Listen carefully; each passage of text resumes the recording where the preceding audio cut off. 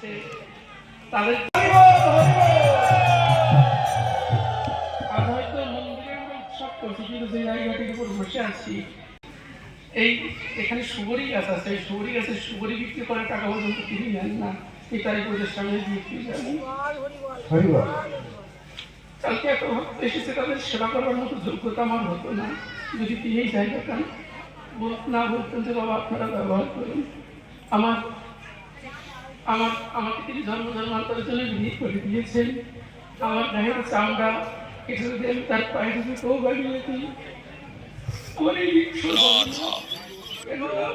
ধ্রুব যে সম্পদ সাধনা করে পাই, সেই সম্পদ যথাযথভাবে আমি তার জন্যই পেয়েছি, তার জন্যই অপরিত বসে রয়েছে।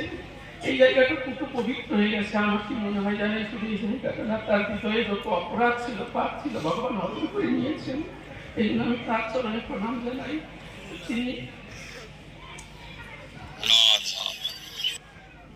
আলোচনিক ভূমি বলবো,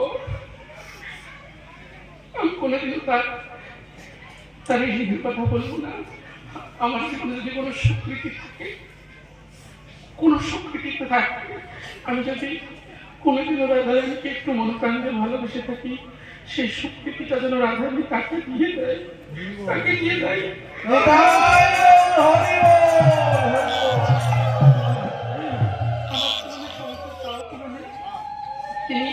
তিনি আমাকে সর্বোচ্চ সাহায্য করলেন। আগামীকালকে আপনারা তার জন্য প্রার্থনা রাখবেন সকলে। আজ অদ্বৈত প্রভুর নিমন্ত্রণ।